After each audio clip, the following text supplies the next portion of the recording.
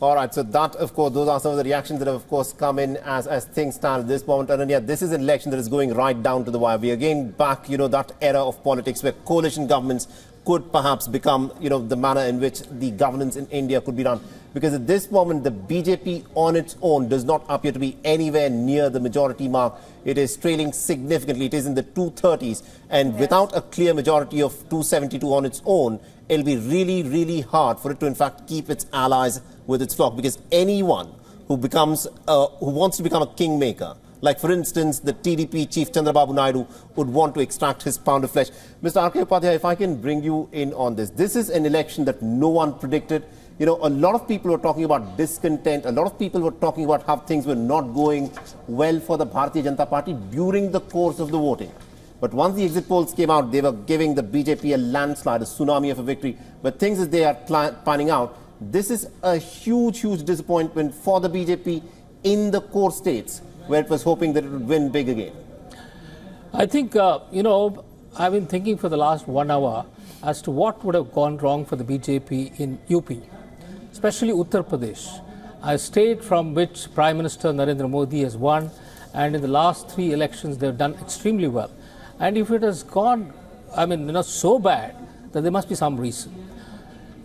One of the reasons I can find is that the way the Prime Minister changes rhetoric in the election campaign.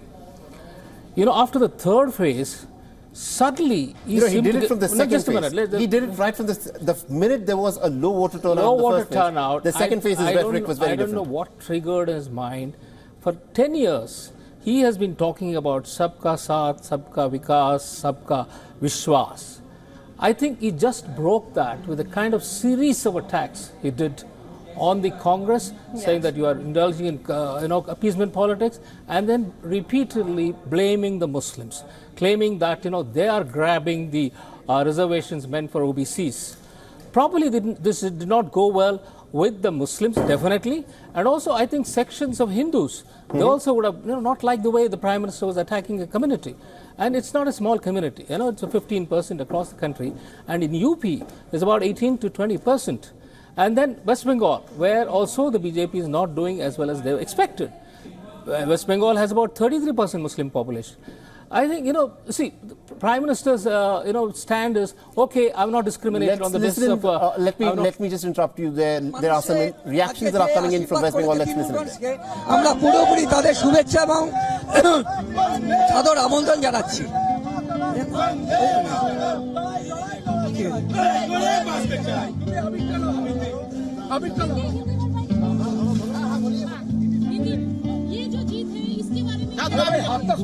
Bengal में दीदी छाड़ा कोई नहीं है दीदी और अभिषेक All right, Bengal में दीदी के अलावा कोई नहीं है. Ananya, you'd be able to tell us more about this. Yes, they seem to be Trinamool Congress supporters, Saleh, and they seem to be joyous. And what she said, I'll just quickly translate it, that there is no one other than Mamata Banerjee for West Bengal.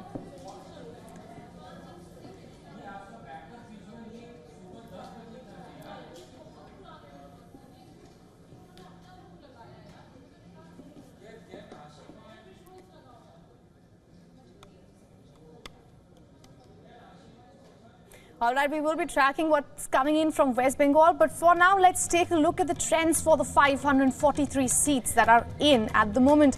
Let's decode those trends and get you what the big picture looks like, of course. Now, there is a close fight between the BJP-led NDA and the India bloc. The opposition was written off in the exit polls. Most of the exit polls, in fact, had the India bloc below the 200 mark. And this is exactly where it's extremely important, because India bloc currently stands at 223, and as per the early trends, we have already told you that 200 mark was crossed about an hour back, and in the Hindi heartland of Uttar Pradesh, the India bloc has surged ahead of the BJP-led NDA. Even though the NDA is completely dominating in the 5 seats, they are ahead in Arunachal Pradesh, Himachal Pradesh, Madhya Pradesh and Tripura.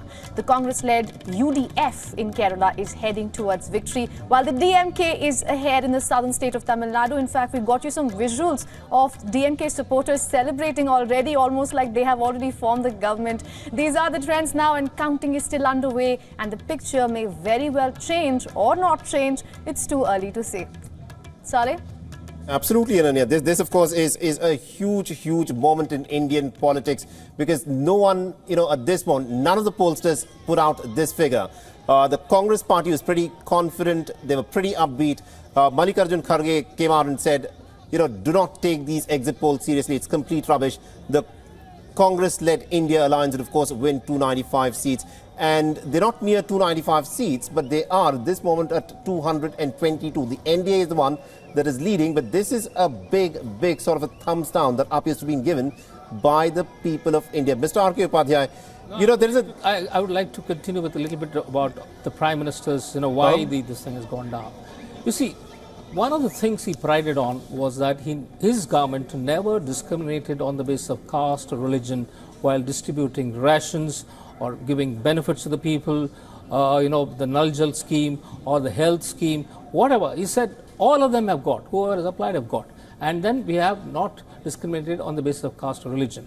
So this has been his stand.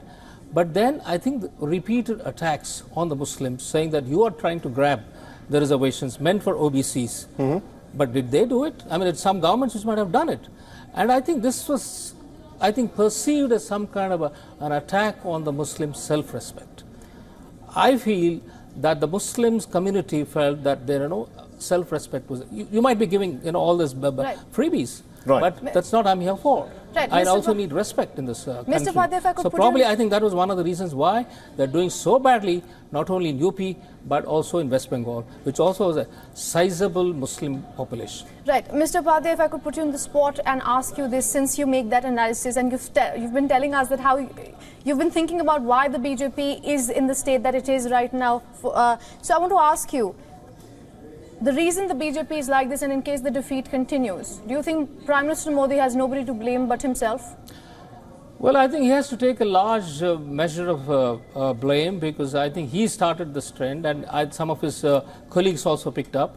But if he had said it once or twice, and then it would have gone away. But he repeated it till the last phase. Probably that's one of the reasons. But I still feel that the BJP and NDA will come to power. It's not that they will not be coming to power, but the Prime Minister's image also has been tainted with this campaign. Right. So he needs to do something to get his image back. So we are in uncharted territories, because the Indian Prime Minister, in his long political career, he's been a 3-time Gujarat Chief Minister, he's been a 2-time and 2-time Prime Minister. He's always had a complete majority. He's not worked with a coalition government. So this moment, it's really difficult to predict as to what happens. But as things stand, 295, 223, the BJP on its own is getting about 237. So it'll have to rely on its allies to form the next government. But one question that I want to ask you, Mr. Upadhyay, is this. A lot of people, this is something that is said in Indian politics. If the price of onion goes up, then it brings tears not only into the eyes of the common man, but also into the eyes of the Indian politician.